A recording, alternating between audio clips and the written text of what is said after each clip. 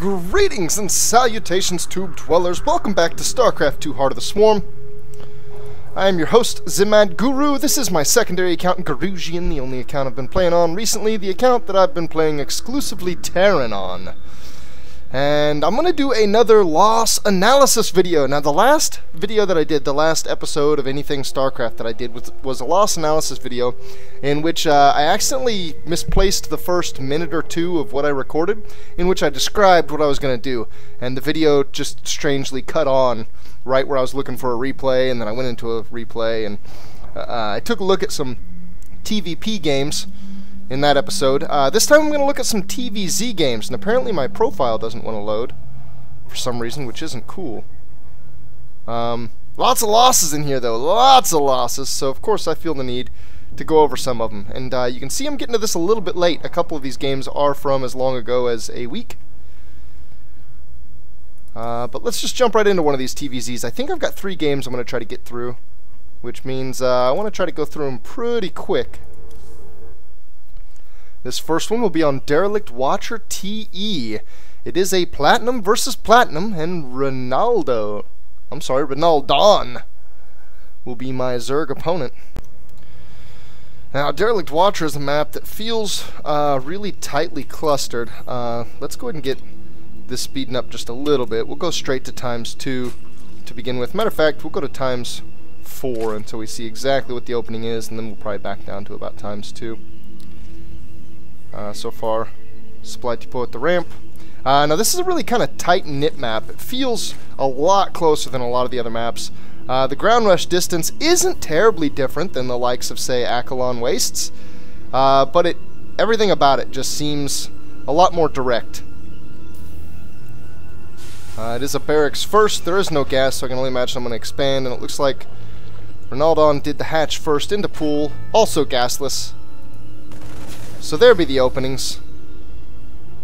And command center directly thereafter. A couple more racks, looking very standard for me. This is my go-to in TVZ, and also my go-to in some of the other matchups whenever I'm just not really feeling particularly inspired. Whenever I just feel like doing something that I perceive as safe and pretty macro-focused. Bunker going down at the front. Stim started immediately. Very quick stim timing. My gas is coming up, but I can only imagine the factory's going to be the follow-up pretty shortly after. We've got a baneling nest across the map. No third hatchery. And we'll go ahead and slow it down to ×2 now. It looks like I'm pushing out with an infantry timing here. This is not necessarily lined up with stim, and I just started 1-1. So I really hope to see that I didn't go all the way with this. I would like to see this back up. Oh man, I came in too deep. Oh Jesus! Okay, well this is already off to a very bad start. That could have been a good push to take out some creep tumors with a scan, but it was really ill-timed against pretty much anything else that I had invested in. All of the upgrades that I had going. Stim just finished. Stim had just enough time left that he killed everything I had and then came to the other side of the map. Now he's going to do a little bit of a bust. And he's getting some good trades here, but I think I will be able to hold it off. The production tab shows that he's only building a few lings after this. He's not going all in on the back of that. Good damage done by him, but I will recover. And we see this looks like a 2-base focus follow-up. I don't see another command center coming out yet. I see more barracks coming down. And 2-2 on the way, so it looks like I want to do a 2-2 timing here with Widow Mines and some medevacs and a bunch of marines. I kind of like to see that I'm using the biomine style. Let me figure out how I want to phrase that. Instead of the marine tank that I normally rely on in TVZ, I just feel way more comfortable with marine tank. But I think that overall biomine is more versatile, and I think it's harder to deal with. The harder to deal with part specifically is what I think makes it a lot better than the marine tank bits. I think the marine tank is a lot more stable. I think that trades are a lot more even when they're taking it from you. With biomine, it seems like if the Zerg takes it, he utterly crushes you. But if you take it, you utterly crush him. There really is no between ground. And I'm using some kind of spiffy mine burrows here. It looks like he did use just a couple lings to set off a mine shot. but I'm going to get out of there before I lose anything. The food counts are roughly even, so even though I pushed out in the beginning of this game and got an unfavorable trade really early, the food count's even, and I'm down in workers, so my army count is actually greater than his. He's going to push in here. I'm burrowing mines all along. I ended up killing a lot of his banelings with a mine hit there. But overall, I traded better there, barely. His production is starting to take away, though. His production is starting to take off in a bad way, and it's actually all in mutas. He spent a lot of money in the mutalist count, and he has 17 coming out. This is a really big flock of mutas. He did a muta timing kind of late, but strong. And that can be really effective. Oh, my God. I believe I wasn't watching. Okay. I'm feeling a game-defining moment here, so let's back up a little bit. I want to see my camera. Yeah, I caught a pretty good... Oh, Jesus. The banelings are just coming in. A Widowmine shot did go off. He got a lot of Ling kills, but killed virtually no banelings. So, there's Ronaldon's camera. And here is my camera. Oh, Jesus. The third base is going out. Apparently, I'm doing some macro stuff. Let me hit escape so I can see what I'm selecting. I think I'm getting ready to split some SCVs out. And, yeah. I see the mutas, and I'm trying to build anti-air defenses. I come back to my army, and my army is gone. So that's a pretty clear fumble. That's big. I may just attribute this loss directly to that, because this is a huge clump of mutalisks that I've gotten no damage on. He hasn't had them long, so retention is kind of funny to say, but as of right now he has perfect muta retention. And the thing that still makes that valid to say is that I did engage. He killed almost all of my army and lost no mutas doing it. So, through killing almost all of my army, I took a huge disadvantage here. He's even going to pick off the third. Wow. The nastiness continues. Yeah, I don't have enough to defend this. I think I might be able to chase these mutas away. My infantry are on 2-2. I do have 3 damage. Almost finished. Whereas he only has 1-1. 2-2 is actually behind my 3 weapons. But yeah, I'll be GG in here. He just has too much. Okay, so not a lot to see here. I like to see that I'm experimenting with the biomine style, and I kind of like some of what's going on here. I don't like my third base timing. I think I either should have done the 2 base thing even harder, or I should have not done it and whipped the third out a little bit faster. Tried to get that in a better seat before doing this push out that I did, and I felt safe with the mines out in front of my army, but mines don't quite have the same effect as siege tanks. Mines don't cover as much area, and they don't entrench you as well. If you entrench with siege tanks and split up your marines and maybe put a couple on patrol paths here and there, then you can kind of look away from your army, and if he engages into you, you can kind of be okay sometimes without really doing a lot of micro. Of course, you want to respond. You want to grab your siege tanks and focus them on banelings. You want to stem your infantry back, let the banelings die, and then come forward and try to kill Ling and Muta as they engage. The Widow Mines aren't quite the same. I think you need to stay a lot more mobile, and I think not watching my army and having it sit in a dangerous position this far forward were 2 pretty big blunders that cost me this game. On to the next! Of course, another TVZ, this time on Yansu LE. Kenichi will be my opponent. Another Platinum versus Platinum. I actually started, that last game was the most recent of these losses, and this is getting further and further back into the past. So I kind of feel like we're going to see a degression of my strategy in TVZ, because I still really, I think I'm better with Marine Tank. I think that Biomine is better as a composition, but I think me as a player, I'm better at using Marine Tank. And so I don't know which one we're going to see in this game, but I have a feeling that at least by the third game, that I'll be using almost assuredly the Marine Tank that I'm comfortable with. So Yansu, this map is, I feel like size-wise it's about as big as Derelict Watcher, which is a small map, but there's a little bit more breakup in the middle, and the route to your opponent is a little bit less direct, and the bases are kind of tucked in a way that makes it feel a little bit bigger. So not a big map, but not quite as closely clustered as is the likes of Derelict Watcher. It feels a little bit closer to Acheron Wastes, but with a less safe third. The third, if you take it over here, you've got high ground right next to your third, which is weird. You've got some kind of weird shrub here that could be troublesome as a defender. And then this third has 2 different entrances. Very different than on Acheron Wastes, where it's basically just an entrance about like this that has the rocks that will even cover it. So it looks like the exact same build as the last game. There's the command center coming out. There's 2 extra barracks behind it. 2 gas going down after that. The Zerg, I didn't specifically look at his opening. It looks like it does differ a little. He got gas a lot faster than the last Zerg. He's going to have Zergling speed a lot faster. But he did pull right back off of gas, so it looks like he probably wants to throw out a 3rd hatchery and likely get a couple more queens. He does have 2. He's going up to 4. You don't see the 6 queens very much anymore. Most Zergs will stop at 4. Get 3 bases, get injected on 3 bases, and then have 1 spread in the creep. I guess 2 spread in the creep before that 3rd base comes out. A little pack of Marines. I actually like this timing a little bit better than the timing in the last game, because this is before Banelings or Ling speed should be up. And we see that Ling speed is up, but that's because he went after it very quickly. And we're going to take a trade here. Oh, am I going to get the queen? Oh my god, it was so close. The trades were roughly even. I like it overall still, because that should have forced him to build Lings where he didn't necessarily want to. We can see that he is still quite a few workers ahead of me, so he's in a comfortable spot as Zerg, and he delayed his 3rd a good amount to come right after that little timing. And I didn't lose too many Marines. Now, it wasn't a one-sided trade, really, either direction.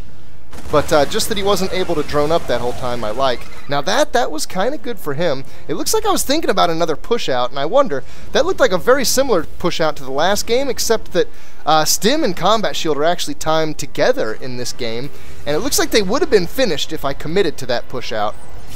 But it looks like I was expecting to maybe retain some more of my Marines from the beginning, and have a few more Marauders with them there. And do that little push with Combat Shield and Stim. I don't know. I don't know what I think about that push. That push, I think, can be good. I think I probably need to do a better job at scouting them and make sure that a certain couple things aren't up. Like, I would love to see no Baneling Nest. I would love to see a lair still building when I do that push so that he doesn't have his lair tech. I would especially love to catch a Zerg with that push who didn't get Ling speed. We'll slow it down a little bit. Actually, we'll go back to normal speed. It looks like a push is coming out here. There is 1 siege tank. This is kind of interesting. It looks like I was right. A 2nd siege tank is coming. And a 2nd factory actually is coming with the tech lab as well. So it looks like I want to go real heavy into siege tanks. My composition is almost purely Marines here. Oh my god, it's dangerous. Baneling's blowing up on siege tanks. It's going to do the trick, though. I do have medevacs in the flurry just too late. Oh, the Zerg is just barely taken out. Oh, and a siege tank rallies to its death. This is bad. This Zerg now has a... I guess it's not a huge worker lead. That's about where a Zerg wants to be ahead in workers. 47 to 54. That is not terrible. But he's going to stop another push of mine. It looks like I got a couple SCVs ready to repair. I don't think he can do very much with this push. He's wasting a little bit of my resources, but he's directly wasting units. I think this is definitely an engagement he should step out of. 2 queens. So you wanted to do like a transfusion timing here. I do have a 3rd base. It looks like I want that to be a planetary as I'm moving it out as a command center. And my upgrades are coming a lot more slowly this match. I've only got the +1 damage now, and I'm getting the +1 armor on a single engineering bay. My god, the Banelings. I feel like he could be aggressive here. I'm not sure if he's going to. Maybe so. Army counts show that he does have a lead in me in food and cost. And he's actually got a really nice worker lead now, too.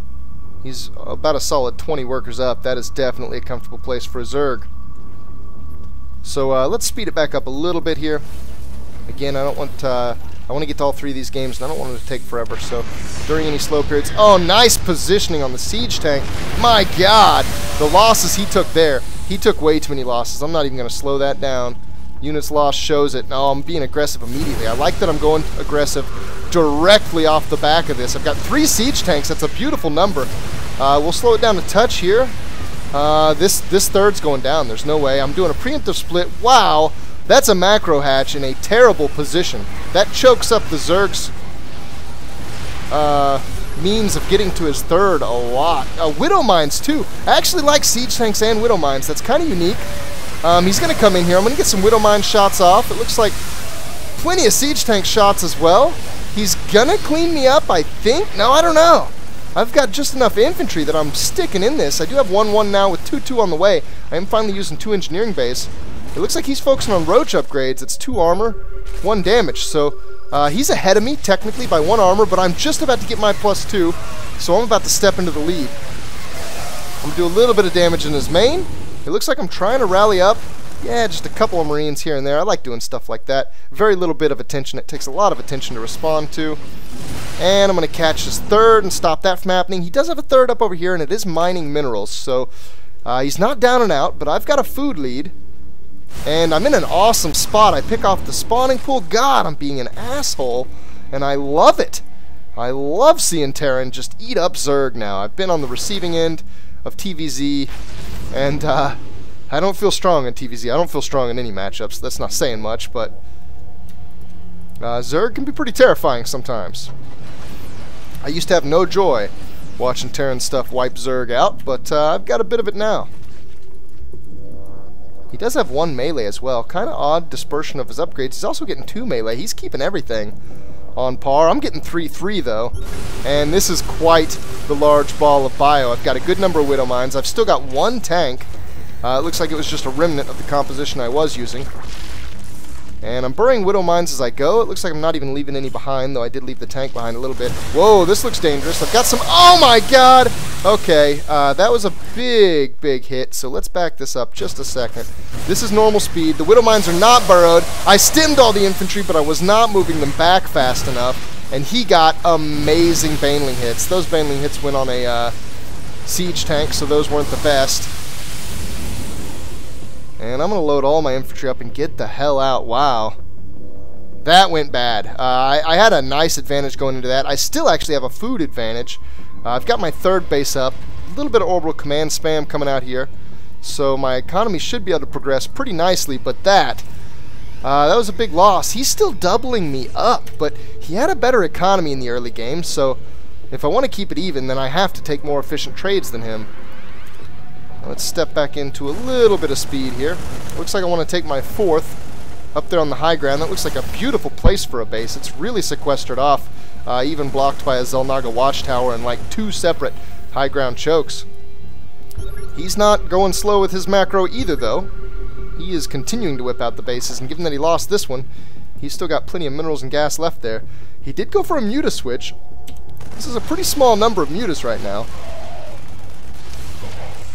but it is enough to one-shot workers. It just went up to 18. He's got a lot more coming out. So that's a touch more threatening. He's getting the carapace, so it looks like he wants to engage with these. I'm going to pick off a base up here. I kind of like the Widow Mine spread. I'm not sure, though. I don't really have a great feel for how Widow Mine should be used. So this spread is... With siege tanks, this would be beautiful. This siege tank perfectly covers this siege tank. If you're the opponent here, and say you bring a unit up over here that this siege tank fires at, and you get vision of that siege tank, to you, it'll look like there's just one siege tank there. It's the only one firing. You can go and get it. Boom, it's dead. Great. But when you actually bring your units up here, all these low-range Zerg units, when they get up to the siege tank, if you've got another one there and another one there, then you'll start getting shots off from both of the other siege tanks, and you'll get insanely cost-efficient engagements by making them think that they can come pick a single siege tank off at a time. But with Widow Mines, it doesn't quite work like that. Their range is actually, with this spread, just like perfectly outside each other. So he could kill one Widow Mine and not take any shots from the other. I think I might want to actually cluster my Widow Mines a little bit more. This spread, I'm actually really consistent with the spread. That's kind of cool, but I don't think that's the right... Oh my god. What in the hell am I doing? Oh, Jesus. Oh, Jesus. It looks like I'm not used to this stage of TVZ, and I'm a little dumbfounded and frustrated because this is stupid. This is just really bad. Oh god. Oh, there's no way that's going well. The units lost are going to climb. I'm going to catch up to him really fast. And oh my god. I immediately regret my decision, yeah. Yeah, no joke. Jesus, that just allowed him to take a pretty ridiculous lead in this game. I would have called it competitive up until then, And I don't think I was in a bad way even. I think I had a good army, a decent composition.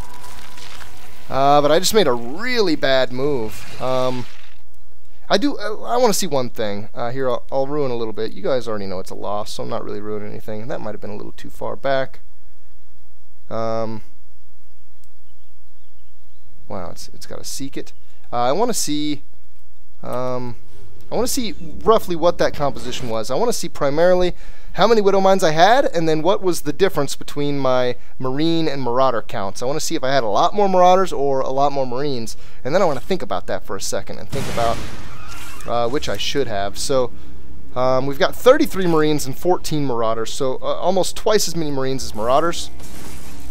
And I've got 10 Widow Mines. 10 Widow Mines. So what do I think about that? Let's look at the opponent's composition, specifically the Banelings. I don't know. You know, I'm not exactly sure how to compose a Terran army, really, at least with this Biomine style. With Marine Tank, it's really easy. You just don't get Marauders. Anything armored is dealt with by the tanks. Marines in huge numbers, you can actually lose a lot of them to Banelings, and it's okay. But with Marines in the middling numbers that I have now, let me back up just so I can come up here and look at this army and see it. With Marines in the middling numbers right now, I need basically every Marine to be able to deal with this Muta cluster. I guess the Widow Mines are there, they can hit the Mutas, but especially with the way I'm using them, that seems really unreliable. Day 9 had a great analogy of a Widow Mine trying to chase a Muta, being like a potential lover building an apartment next to his betrothed or whatever, to try to woo her. Obviously you can't build an entire apartment building very quickly, so she'll likely have moved away. And that is exactly the case with Mutas. So I need basically every Marine I have to be able to deal with this Muta count, and even then he might just outright have me. So if any Baneling shots go off at all on my Marines, then I'm screwed. That kind of makes me think that I need to skew away from Marauders, but at the same time, this cat's got some roaches, so I feel like the Marauders are well placed. So I'm a little bit confused. I think ultimately less Marauders, more Marines. I think the army would be easier to control, because as the Banelings come in right now, ideally, I guess I could stem my whole army away, but I feel like I should just stem my Marines away, and I should leave my Marauders there to soak Baneling hits. And that is like a control click on a Marine. That's a 1 to grab everything, and then stem, and then a control click on a Marine and back up, whereas I could just 1 stem and back up. So that's a couple more clicks in a part of the game that happens within, you know, fractions of a second. So I don't know, I kind of feel like I should go a little Marine heavy, and then cluster my mines more, and focus them out in front of my army a little bit more. I think that sounds good. Let's go ahead and get back into this. I am a little curious as to how this game ends up. I'm not really curious about this. I just know this is really stupid. What the hell am I doing? That was a move born of frustration, and there's no way that that will ever pan out to anything advantageous.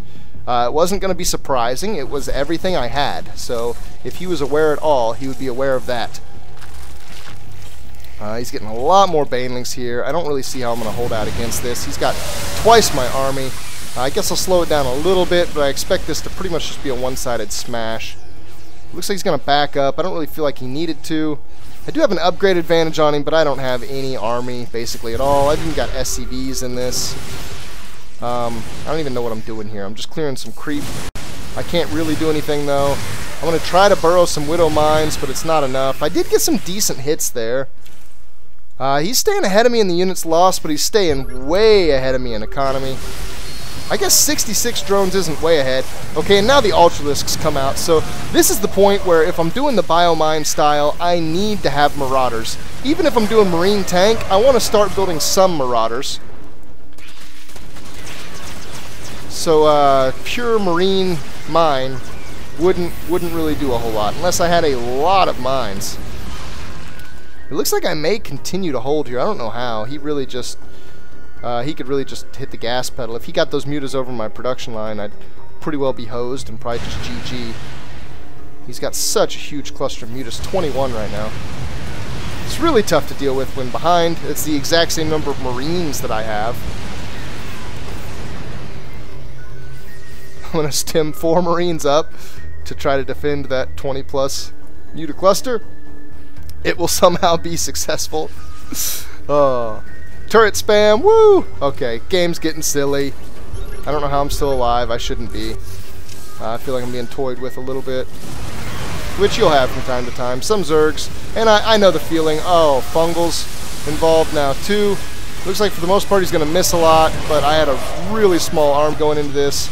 I still do a lot of damage to him, and that perfectly makes the point that I was just building to, is that I understand the feeling of a Zerg being nervous about ending the game, because it's really easy as Zerg to throw an advantage away. It is really easy to take a bad engagement. I would argue easier than the other two races. You can be paying attention to the engagement, watching things and microing your heart out, and still take a bad engagement pretty easily. So I understand his temerity. I understand being a little bit cautious. But yeah, this is totally hosed. As a matter of fact, I'm doing micro against 2 ultras. I'm just going to go ahead and jump out of this. This game is had. I think the big faux pas was getting frustrated and bringing my medevacs down here. I mentioned that I'm not real comfortable in this stage of the game. Certain things just don't really occur to you as quickly when you're in a stage of the game that you haven't played as much. Once I play this stage of the game, and once I come back and look at what I did in previous points of being at this stage in the game, I'll have better ideas of how to get out of this. Like, I think barracks spam at some point would have been good. I think having a lot more barracks than what I have here. Let me count them, actually. Yeah, this is such a low number of barracks. Is that seriously all I have? I think there should have been a point where I got maxed, or even close to maxed, and I stayed defensive and tried to establish my infrastructure before getting aggressive. But instead, I got close to max and I got aggressive, thinking I had a big army and I could go use it, and I think that was a mistake. Especially the way I did it. Moving out with those medevacs was just atrocious. Last but not least, another TVZ, this time on Acheron Wastes, doing the round robin for the maps. This time also against a Diamond Zerg. Interesting, I'm glad. I actually didn't verify that was a Diamond Zerg, and I didn't recall that. That was kind of happenstance, but I'm kind of glad that I get to feature a Diamond player, just because I want to see a number of things that are just like milestones. I want to see if he does something economically that just puts him in a ridiculous position. If there's some huge major weakness in my game that keeps me off of the Diamond level, or if it's just a small finesse thing where he takes slightly better engagements than me, or tricks me with a good timing or something. I suppose we will see. 15 hatch going down from Nitamahre. And the barracks with the Reaper. Interesting, there's a gas behind this, and a Reaper. This is very rare. I almost never use Reapers. This isn't a great map for Reapers, but it's also not bad because you can come in on this side here. I'm going to poke in. I'm going to go after drones first. It looks like I did see the drones on the gas. Okay, so I know at least that he got a gas. I've killed 2 drones. That's not bad. And I'm going to get the Reaper out. So sweet, successful Reaper. I saw that he did do a gas included opener. And the Reaper actually gets back in. It looks like maybe a suicide run this time. He's checking things out. I think I saw the wiggly pool. I saw that he's getting speed. And I also took a peek at the drone count. Not that the drone count really tells me anything yet. He's only built 2 lings, so I see that he's built as many drones as possible. Really? Especially considering that I had a Reaper in his base. He didn't build any more Zerglings than need be. 2 is actually a very small number of Zerglings to fend off Reapers. And it looks like I go a Hellion style, a reactored factory. He's getting a Roachwarren and Banelings. Okay, so as a spectator, I can tell you that this means huge aggression. He's already ramping up the combat unit production. He's got Roaches and Zerglings. I think this game might end very quickly. There are the Roaches. I see him with the Hellions. I am building Widow Mines, which I kind of like to see. It looks like I tried to go around the Roaches, and that's going to be a total failure. I also ran back in with the Reaper. I got some damage on some drones, but died to a Queen before really killing anything. And I've got the Widow Mines out front, and he is going to set them off with a Zergling. And actually, that was beautiful. I unburrowed the Widow Mine to save its shot. And here come the Banelings. Oh my, this is nasty. So a Baneling bust, a Roach Baneling bust. Looks like it's probably going to take it. Yeah, he went through that as well. So far, I haven't lost any workers. So I'm actually ahead in the worker count. I can lose some here and come out okay. I've got a medevac. I've got marauders. They're great against roaches. I'm not rebuilding my wall, though. A part of my wall is burning down. What the hell is this money? Oh my god, I've got so much money. I am not at all familiar with this aggression and the steps I should take to deal with it. So I'm going to have to do this fast because we're getting really close to half an hour, and that's a long-ass time for a StarCraft video. But I want to look at what I could have done better. I had all the warning that I could have ever hoped for. I actually saw his roaches with my Hellions. Just seeing roaches from a Zerg this early, you gotta know that something's up. You gotta know that that is aggression. You gotta prepare for the aggression. And I think there's a lot of stuff I could have done for this aggression. So here's where I see it. Let's pause it right there. So here at the 7.5 minute mark, my wall's not yet complete. I do have a factory building widow mines. I'm half tempted to say that I should cancel both of these widow mines, lift this factory off, land it over here with the tech lab, and begin siege tank production immediately. A siege tank helps a lot against this. I could put a siege tank somewhere right in here, just to try to get shots on the first thing that comes up to this wall to bust, and also to stay back from the wall when he breaks through it. And then I could also put a siege tank either right up here or even back from that a little bit, where it can't be picked off from the low ground as easily once he gets vision up the ramp. And that would make me a lot more sturdy to hold this push. I could also whip out some bunkers. You can see my minerals. This 1-1-1 build hurts too. Honestly, that I went for tech this fast, that I'm going for medevacs this fast, that's not really going to help. I need content more so than fancy healing ability. I need a couple more barracks. I could be adding on bunkers. I've got a ton of money now. It looks like I wanted to try to run the Hellions around the outside, but it's not going to work. He picked all that off, and now it's a non-threat, so he's not even going to leave anything at home. He's going to attack with everything he has.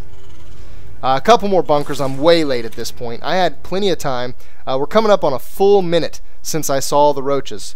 Bunker builds in 40 seconds, so I could literally have had these bunkers done about 6 seconds ago if I would have known what response I need to execute and executed it immediately. Again, it looks like I was kind of familiar with the strength of siege tanks, but it's slow. This tech lab is not done yet. I'm curious, how long does the tech lab take to build? Is it the same on all? I think it is. 25 seconds. That sounds right. So at 7:30, if I would have lifted this immediately, I would have got this in about 30 seconds after seeing them. I would have this about 15 seconds ago. Now a tank takes 45 seconds. That still leaves me with a half of a minute before my first tank comes out.